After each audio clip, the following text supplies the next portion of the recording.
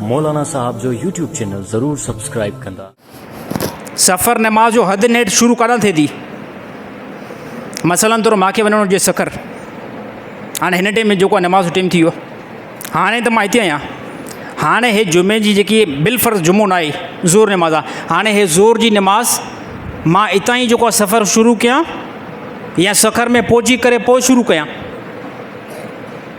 हे माण्हू हिन में परेशान थिया। हाणे सफ़र शुरू थिए किथां? सफ़र जी हद आहे किथां? सफ़र जी हद यादि रहे त अगरि काॾे बि तव्हां हेठि वञो था जेको कम से कम 78 किलोमीटर आहे, सफ़र जी हद उतां शुरू थींदी जो तव्हांजे शहर जी आबादी ख़तमु थी वञे,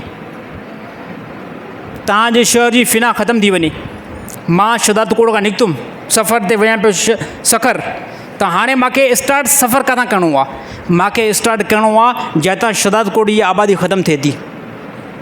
हाणे तव्हांखे ख़बर आहे त साईं किथां थिए थी? साईं हिन पासे हुसैनी चौंका थिए थी, हिन पासे हुसैनी चौंका। साईं अॻिते जेको आहे हेॾां साम्हूं उमर शाह खां थिए थी।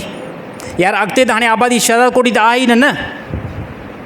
हाणे हिते वञी करे इहा हद ॿी वञी लॻंदी त जेको आहे न पंहिंजे शहर जी फ़िना खां जीअं जो बंदो निकिरी वियो न, त हाणे अॻिते जेको बि अॻिते मरहलो अचे थो न उते सफ़र ई पवंदो। पोइ चाहे 1 किलोमीटर अॻिते हलियो आहे, बसि 1 किलोमीटर अॻिते हलियो आहे न, पंहिंजे शहर खां निकिरी वियो 1 किलोमीटर अॻिते हलियो आहे। हाणे हिन बंदे खे हिते ई सफ़र पवणो आहे।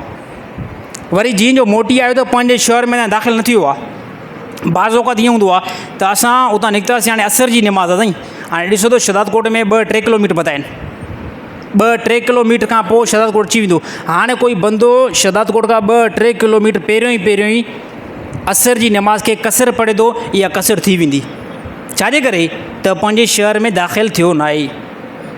पंहिंजे शहर में जीअं दाख़िल थींदो न, पोइ जेको आहे उहो सफ़र बातिल थींदो। बाक़ी ईअं बिल्कुलु बि बातिल न थींदो। इन में नमाज़ कसर जेको आहे पढ़णी पवंदी।